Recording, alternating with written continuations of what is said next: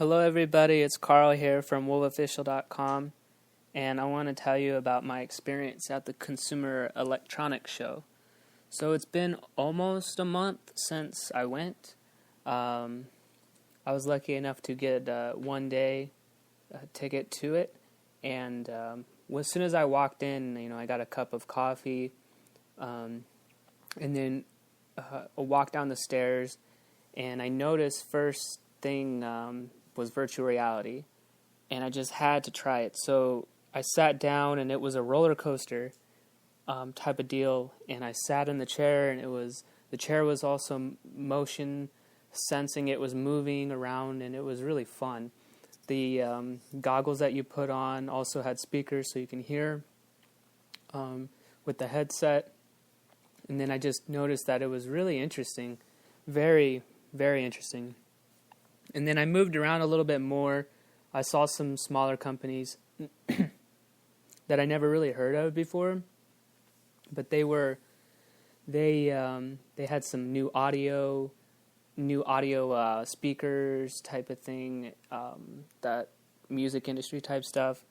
But I was more interested in the virtual reality, so I kept moving along, trying to see some new advancements in the technology.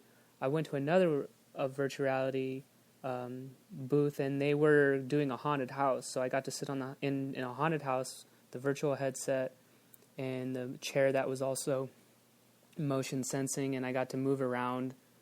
And it was really scary because you don't really close your eyes in a virtual headset. You watch things, and it was very dark in the haunted house, and I got to move through it, and it was really cool. I saw some people doing some virtual reality games where they were like first-person shooter, really interesting. Let's see here, walked around a little bit more. I want to say there's this other very interesting virtual reality demo booth that had, what was it? So you put the goggles on, and it was kind of giving you a history of the Wi-Fi, the internet, and how we're all connected. And you had this, you picked up these objects. It looked like a pencil. The other one was a Wi-Fi modem. The other one was an old telephone. And what you did was you can draw with them in virtual reality. So when people are on the outside looking in, it looks like you're just holding up an object, moving it around, but you can actually draw with it. You'll see what you're doing, and it was really interesting. So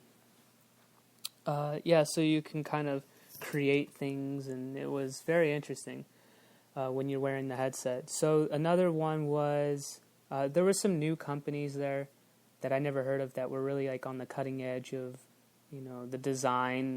There was a big old RV there that was parked, and you can see these inside the RV and like the future of RVing. That might not have been their main focus of being there, but that's kind of what I took. There was a lot of robots that were driving themselves around, and people were in the LCD monitors of those robots. So like people could work from home, and the robot would be at work, but we would see the picture of the person working at home on the robot while the robot's going around at work. So you can kind of stay at your desk while you talk to people. It was really interesting. And it was a live person, so you're not just talking to a robot, you're talking to a screen with a person in it. Pretty interesting. We saw a lot of appliances. The future of home appliances is going to be changing because of the fact that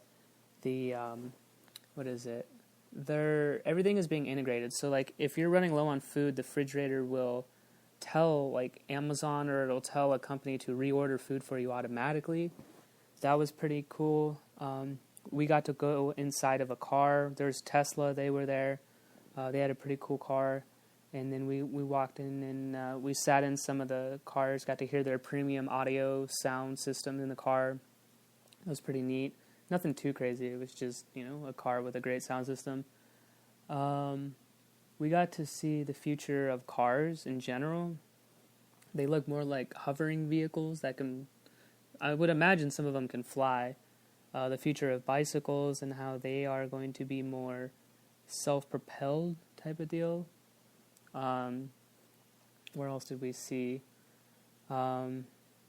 we walked into a very interesting room where there was projectors. It was almost like a living room setup where you were at a home of someone's house and you were sitting in the living room, but these two projectors were shining up on each end of the wall, on your left and right, and there was a TV in the middle of the wall that you would watch. It was a flat screen. It pretty much blended in with the wall. The room was white, so you can see these projectors were projecting nature sounds all over the wall. So it looked like you're in a rainforest while you're watching a movie. And it could change. It could be a rainforest. It could be like an old town. Like, it was a very immersive experience, and I wish they would do something like that for the future of homes. Like, just the future of homes in general are going to be changing. They're going to be a lot smart homes, you know, smarter and more of an experience. So, like, you know, the projector thing was really interesting, how it was, you know, surround sound on top of being able to experience the visuals of the rainforest while you're watching a movie. It was really cool. What else did we see? Parking was ridiculous. It was very, you know, you just want to discover a parking space early on before you go there. Let's see here. What else was there?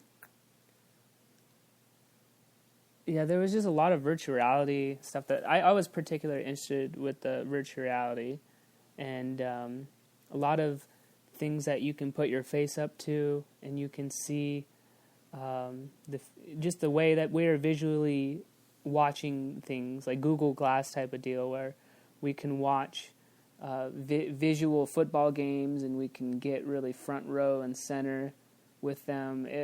It's quite an experience. I would definitely go again. I think it changes a lot. As a last note, as a last thing that I really saw that I found interesting was this one particular company that had this kiosk, right? So you could put this kiosk in a mall or something like that, and basically you stand in front of the kiosk, and maybe it's a kiosk by Fubu, or maybe it's a kiosk by your favorite, like Sean John or Levi's, the jeans, like whatever kiosk it is, you stand in front of it and it will see you, it'll recognize you, it'll have the big LCD screen, and it will change outfits for you. Meaning you look into into the camera, and the camera, you can see your whole body in the camera, and you, by the motion of your hands, you can choose outfits, and it'll show you what you look like in the outfit, and then when you're ready to buy the outfit, it will order the outfit for you and ship it to your house. So you can see it's a new type of changing room, I guess you could say. So I don't know how that's going to change the game, but I'm sure Amazon's going to get on that. Any kind of clothing store is going to get on that. And it's a new way of keeping your inventory, maybe avoiding shoplifting. Maybe that will help. So it sounds like the future of ordering is going to be more or less online. So it's definitely changing a lot for sure. And I just thought it was really interesting because you can see yourself in the camera, and you can swipe. You can see what you look like with new outfits, and then how that whole inventory hooks up with the company's system will definitely change the game. You know, either they're in stock or out of stock, and it's just a new way of figuring out what people like while they're shopping. You know, and it's just, things are changing so much. Again, like the home appliances, those are changing a lot. That was my experience. It's kind of short, sweet, and to the point. I would definitely go and see it at least once in your life. I think it's really cool to see what some of these businesses are doing. I think virtual reality is going to be taking over here very quickly, the future of games and stuff like that. Who knows where it's going to go? I try to keep an open mind. I hope that people aren't crazy with it, doing bad things that they shouldn't be doing, and being responsible with it. It's going to be very interesting to see how we respond to new technologies such as virtual reality, and how the homes will be changing as a result. So I appreciate listening to this podcast episode wherever you're listening to. Thank you so much for listening, and I hope you have a good day. leave comments, and go to wolfofficial.com for any other questions or more information. All right, guys. See ya. Bye.